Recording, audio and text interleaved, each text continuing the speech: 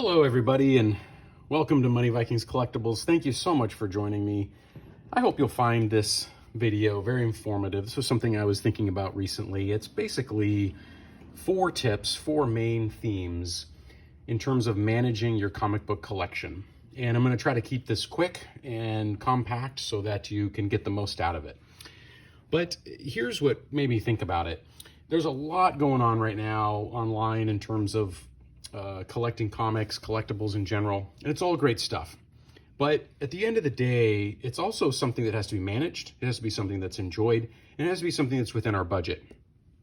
So I've got a few comics here that I'm going to use as examples, but managing a collection of comics, first of all, if you want to do it where you're serious about it and you're serious about the collecting hobby, you're serious about enjoying the books and the artwork and supporting it, and you're also serious about making money in the long run, you've got to be organized, okay? It sounds simple, but you know, a lot of the books from the past are so valuable because they're so rare and they were trashed. So, you know, back when Amazing Spider-Man 61 came out, the first Gwen cover here from 1968, not many people were thinking about collecting. Those who were made a lot of money. But a lot of us, you know, a lot of those kids that just sort of got these comic books, they got trashed. This one happens to be a 6.5.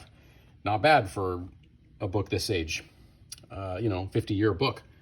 Anyway, but the basic idea is this: stay organized. You want to know what you have in your collection. You, at a very least, you want things to be boarded and in bags.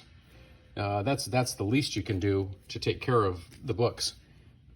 So that's my first, word is to know your collection, try to be organized. The second idea I want to emphasize here is this one: be choosy. Focus on keys and focus. I'm trying to be better about this. I am trying to find the storylines and the characters and the teams that I really love. I'm a big Spider-Man fan, so I want Spider-Man to be one of my focal areas. And in terms of being choosy, I don't have all the space in the world to store thousands of comics, so I need to keep my collection to the right number. So I want to collect key issues. Either keys because they introduce, like, for example, this Spider-Man #1 is the first Miles Morales series with Miles as Spider-Man. So that's a key issue. Another example is the one I just showed you, where you have Amazing Spider-Man 61, you have Gwen making her first cover appearance. Keys have a much better chance of holding value. Most comics aren't worth that much.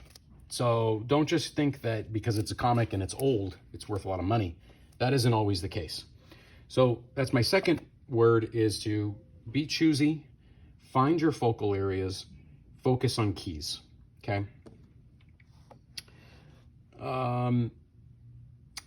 Let's see. The other thing is your budget, okay? We all have a budget. I can't own a Superman #1. I don't have, I don't know how much they are right now, but I'm going to guess, $350,000. I don't have $350,000 to buy a book. But I can pick up this, the introduction of the new Wonder Woman #1. This is a very affordable book right now. I can pick up a lot of new books that Deja Thoris here. I can pick up a lot of new books that are with my price range. I can also make key selections. So, I've owned this one for a while, but this is the first appearance of Harley Quinn in the comic. This is a 9.0. It's a very valuable book. But it's not it's not $350,000. It's $500, $600, $700. That's a lot of money. But it could be a stretch goal for a lot of us. And sometimes I'll do that, where there'll be a book that I really want, and maybe it's at a point where, I need to save for 6 months or a year, and then I can finally pick that book up. So that's an example of that. So budget, that's the third one.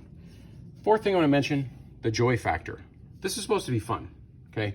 I mean, if you want to run it as a business, and that's a whole other calculus, and I think you got to look at things a lot differently. But You know, I got into this because of the art. There was a lot of it, and the fantasy and the stories.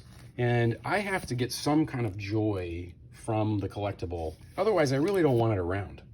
So, you know, these are old Submariner books that are quite old. Number 20. This could be a 60-year-old book. But I enjoy it. I find the cover so classic. I love the colors, the boldness, the way Doctor Doom, you know, if I didn't enjoy it, I'd probably sell it. So there's the joy factor as well. So I'm just going to end it with that, folks.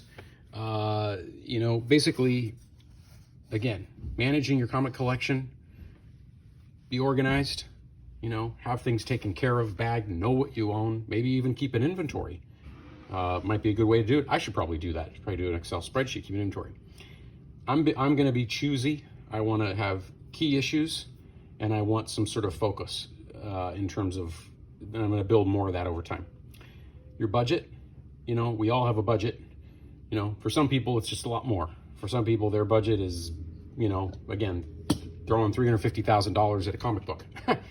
Then there's other people like me in the real world that where, you know, $500 is probably about the most I'd ever spend for a book. You know, that's just where I'm at. So your budget. And the fourth one is your joy factor. So, you know, this is supposed to be fun. These are comic books. This is not, you know, this isn't politics or world peace. These are comics. So definitely enjoy it. So I hope that helps you. I really appreciate you watching this video. Please subscribe, please like, please share. I'd really appreciate it. And everyone, take care of yourselves and take care of your health, and wish you the best. Take care.